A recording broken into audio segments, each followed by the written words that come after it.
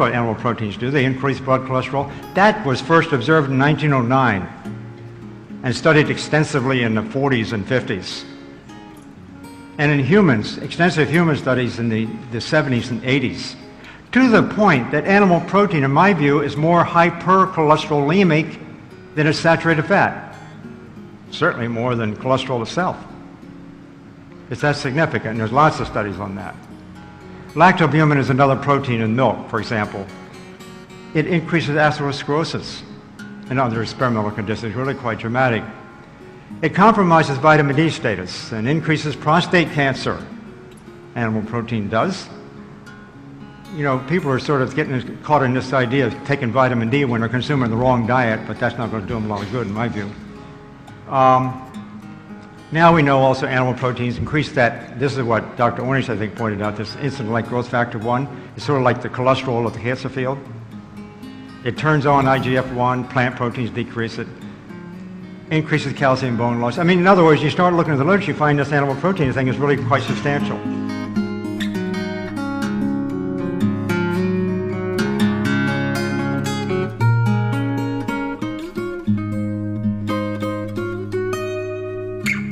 As you get older, and by the way, every one of us is getting older each day. Aging doesn't just start at 65. As you get older, the consequences of the choices that you have made and are making and will make start to take form. They start to materialize. They start to translate into your experience of your body and your sense of yourself and your well-being or not, your wellness or your illness. I think we should all be concerned about how we are living and what we are creating and what will be the outcome of how we are living. And what I've seen is that some people end up in their older years bitter and defeated and pessimistic and cynical and suffering a tremendous amount. Cognitively impaired. Physically, their function is greatly diminished. There's chronic diseases that are rampant in our society that don't have to occur. And on the other hand, there are folks who've made different choices, and in their elder years, they're vital, they're vibrant, they have something to offer and to contribute. They're alive, they're glad they're alive. Instead of degenerating, they're celebrating. And that is what I wish for each of us.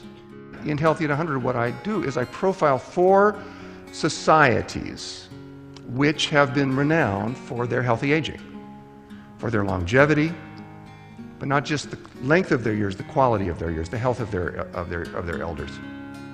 3 of those societies were profiled and came to public attention originally in the 1970s when National Geographic did a series of very, very influential articles about these societies. And the 4th is Okinawa, which has become very well known lately, thanks to a very fine study called the Okinawan Centenarian study. Centenarians are people who live to 100 or beyond. That's been going on for about 30 years, and it's very, very well documented. The rigor of the science is excellent, and the findings are impressive. So I've looked at these cultures because if you just look at one, say if you just look at Okinawa, it's very hard to disentangle what is the secret, what is the key principle, what is it about the culture of the people, the lifestyle that's cardinal to the wonderful outcomes and the healthy elderhoods that people are experiencing. But if you have 4 and they're at different latitudes and different altitudes and different parts of the world, and then if you can see what they have in common, and then you can start to understand what are the real factors, what are the primary factors, and then you can look at how do you translate into our lives here in the Western world, here in California, here in the United States, here in the industrialized and industrializing. One of the things that I discovered is that these cultures are, in their diets, very similar. Not identical, not exact, there's differences, but remarkable similarities, including the fact that they get almost all, if not all, of their protein from plants, from veg sources. And they get their fats from seeds and nuts, avocados if they're in a location where those can be grown, rather than from bottled oils. They eat what by our standards is a very low-calorie diet, though they get more nutrition than we as a whole collectively do because every calorie in their diet counts. They don't eat any processed foods. There's nothing like high fructose corn syrup. There's no trans fats. There's no junk. There's no processed or adulterated or refined foods. There's no artificial chemicals in their foods. It's wholesome, it's natural, it's close to the earth.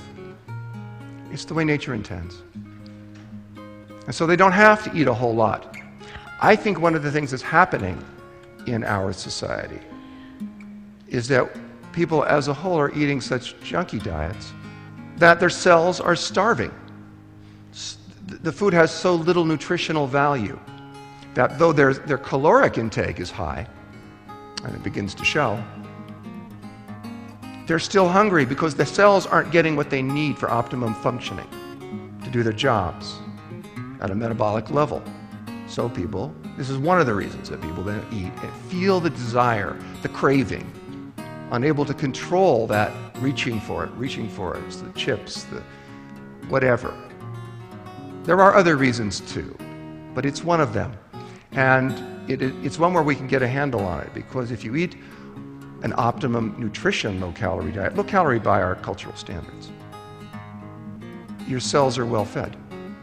And then you function with joy, with vitality. You're happy and healthy and alive because you're not taking on a bunch of junk, carrying it around with you, packing it into your liver and your kidneys, corroding your arteries, and diminishing your joy in life. To me, seeing that commonality of these cultures that I've described about their diets was very insightful,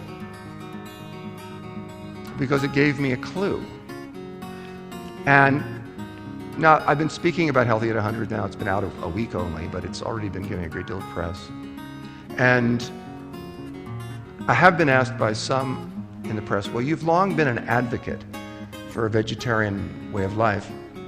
How do you know that that didn't blind you or color your perceptions of these peoples? How do you know that you're not just seeing what you wanted to see or you're already built into your belief system? And what I usually do in answering that is I talk about a National Geographic that came out in December of last year, which looked at 3 cultures, including Okinawa, that are renowned today for their healthy aging and their long life. And at the end of that article, National Geographic summed up what had been learned, what was being learned from the study of these cultures, in 2 words: go vegetarian. So if National Geographic is part of the conspiracy, so be it.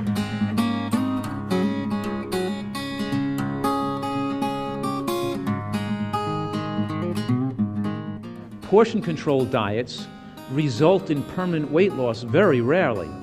So Jenny Craig and Weight Watchers and all these diets, counting calories, all this stuff about portion sizes being bigger than ever before and people got to put it on their plate and eat less food, it's really not going to work, because people will just eat more frequently if they eat smaller portions. They'll just eat again more frequently. But in any case, we have to desire smaller portions, not just put it on the plate. And to do that, to desire smaller portions, we really have to eat high nutrient, high volume foods, and we have to eat a lot of them. It has to be the majority of what you eat. So what foods are highest in nutrients? And what foods are highest in bulk and fiber and volume? And here's an example of high volume foods. So let's categorize this into 4 categories. Raw vegetables, of course, lettuces, celery, cucumbers, snow peas, tomatoes. Raw vegetables are a critical necessity for excellent health. When you cook a raw vegetable or cook a vegetable, you lose about 35% of the isothiocyanates that you would have gleaned had you taken it in its raw form. Now that's okay. I mean, cooked vegetables are still needed too, Because if we just ate all raw vegetables, we wouldn't get enough vegetables into us because we get too filled up from them fast. So what's wrong with a raw food diet for most people? Because some people can do okay on a raw food diet, but many people cannot because the raw vegetables take up so much bulk in their stomach and because they're not digested efficiently, that the majority of calories pass through you undigested because people don't chew well enough, that their caloric needs aren't met by raw vegetables enough and they have to eat too many fruits and too many nuts. So proportionally, they're actually eating less vegetable nutrients by their diet being all raw than they would have had they included some cooked vegetables. You follow that? So even though you lose some nutrients with cooking a vegetable, you wind up getting you're able to get more vegetables in your diet, and vegetables become a higher proportion of your total caloric intake, increasing the nutrient density of your diet if you include cooked vegetables in your diet.